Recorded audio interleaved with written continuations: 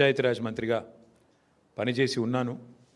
10 ఏళ్ళు దాదాపుగా 9.5 ఏళ్ళు పనిచేస్తున్నాను కాబట్టి పూర్తి అనుభవంతో పూర్తి అవగాహనతో ఇవాళ నేను మాట్లాడుతూ ఉన్నాను. ఏం జరుగుతుంది అంటే జనరల్గా మీకు ఒకసారి పారిశ్రామికీకరణ, భూ కేటాయింపు, వీటి అంశాల్లో, ఇట్లాంటి అంశాల్లో మీరు మీతో పాటు ప్రజలకి అవగాహన ఉండాలి కాబట్టి, కల్పించాలి కాబట్టి ముందుగా 2 విషయాలు చెప్తాను. ప్రభుత్వము అందరికీ ప్రభుత్వ రంగంలో ఉపాధి అవకాశాలు కల్పించలేదు కాబట్టి, ఉద్యోగాలు ఇవ్వలేదు కాబట్టి మన పిల్లలందరికీ, ఎందుకంటే ఎవ్రీ ఇయర్ ఇంజనీర్లు అవుతారు, ఎవ్రీ ఇయర్ కొత్త గ్రాడ్యుయేట్లు వస్తారు, ఎవ్రీ ఇయర్ పిల్లలు పాస్ అవుతూనే ఉంటారు. కాబట్టి సహజంగా ప్రైవేటీకరణకు, ప్రైవేట్ రంగంలో పెట్టుబడులకు అన్ని ప్రభుత్వాలు కూడా పెద్దపీట వేస్తాయి, ఆహ్వానిస్తాయి. ఆహ్వానించినప్పుడు ఏం చేస్తాము? ఒక ప్రైవేట్ పరిశ్రమ వచ్చినప్పుడు వారికి రాయితీ మీద భూ కేటాయింపులు చేస్తాం. మార్కెట్లో ఉదాహరణకి ఇప్పుడు మనకు ఎగ్జాంపుల్ చెప్తున్నాను. హైదరాబాద్ నుంచి ఒక 20-25 కిలోమీటర్ల దూరంలో అక్కడ మార్కెట్ విలువ భూమిది ఎకరానికి 20 కోట్లు ఉన్నప్పటికీ మనం ఏం చేస్తామంటే కేవలం 2 కోట్లకో, 1.5 కోటికో, రిజిస్ట్రేషన్ వాల్యూ ఎంత ఉంటే అంతకో, ఆ పద్ధతుల్లో మార్కెట్ వాల్యూ ఎంత ఉన్నప్పటికీ చాలా రాయితీలు ఇచ్చి మనం జనరల్గా భూ కేటాయింపులు చేస్తాం.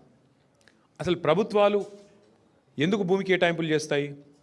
ప్రైవేట్ రంగంలో ఉండే పారిశ్రామికవేత్తలకి ఉపాధి కల్పన కోసం, ఉద్యోగాలు ఇస్తారు పిల్లలకి, మన పిల్లలకి, మన రాష్ట్రంలో అనే ఉద్దేశం ఒకటైతే, రెండవది కంపెనీ పెట్టినప్పుడు సహజంగానే కంపెనీ ట్యాక్సులు కడుతుంది, రాష్ట్ర ఆదాయం పెరుగుతుంది, ఎకనామిక్ యాక్టివిటీ వస్తుంది. ఈ ఉద్దేశంతో మనం రాయితీలు ఇచ్చి భూ కేటాయింపులు చేస్తాం.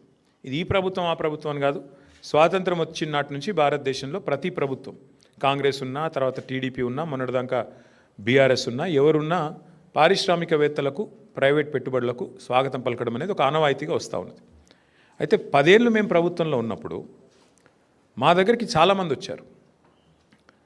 అందులో కొంతమంది బ్రోకర్లు ఉన్నారు, కొంతమంది పారిశ్రామికవేత్తలు ఉంటారు. వాళ్ళు వచ్చి ఏం చెప్తారంటే, సార్ హైదరాబాద్లో మాకు విలువైన భూములు ఉన్నాయి, నాకు నాచారంలో ఒక 10 ఎకరాల భూమి ఉంది, గతంలో ప్రభుత్వమే కేటాయించింది, నేను అక్కడ పరిశ్రమ కూడా ఒక 10 ఏళ్ళు నడిపినా, కానీ ఇప్పుడు పరిశ్రమ మూతబడిపోయింది, ఇప్పుడు ఆ 10 ఎకరాలు నేను ఏమైనా చేద్దామంటే నాకు మరి అది పారిశ్రామిక జోన్లో ఉంది, అక్కడ నేను అపార్ట్మెంట్లు కట్టుకుంటా, నాకు పర్మిషన్ ఇయ్యి అని చెప్పి కొంతమంది బ్రోకర్లు వచ్చారు.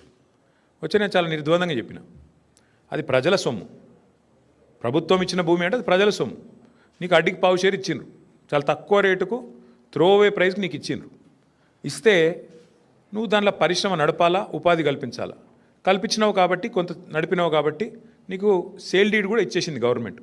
కానీ ఇవాళ నువ్వు అపార్ట్మెంట్లు కట్టుకొని మొత్తం డబ్బులు నువ్వే మింగుతా అంటే అది చాలా తప్పు. ఎందుకంటే అక్కడ ప్రైవేట్ రంగంలో ప్రైవేట్గా కొనుక్కుంటే అక్కడ 50 కోట్లు ఉంటుంది ఎకరం నాచారంలో. మరి నువ్వేమో ఎప్పుడో 20 ఏళ్ళ కింద తీసుకొని ఇప్పుడు దాన్ని ప్రైవేట్గా మొత్తం నేను మొత్తం గుటకాయ స్వాహా చేస్తా, నాకు మద్దతు ఇవ్వంటే నేను ఇవ్వలేను బాబు అని చెప్పిన. సరే మాకు డబ్బులు ఆఫర్ చేసినారు, చాలా చేసినారు, అట్లా కాదు సార్ మీకు ఇంత ఇస్తాం అంత ఇస్తాం, nothing doing, we will not do this, we will not entertain this అని చెప్పి మేము ఆ రోజు ఎక్కడా కూడా ఇట్లాంటి కన్వర్షన్లకు మేము తావు ఇవ్వలేదు. కానీ ఇవాళ ఎంత పెద్ద భూ కుంభకోణం అంటే ఇవాళ రేవంత్ రెడ్డి ప్రభుత్వం తెరలేపింది సామాన్యమైన భూ కుంభకోణం కాదు.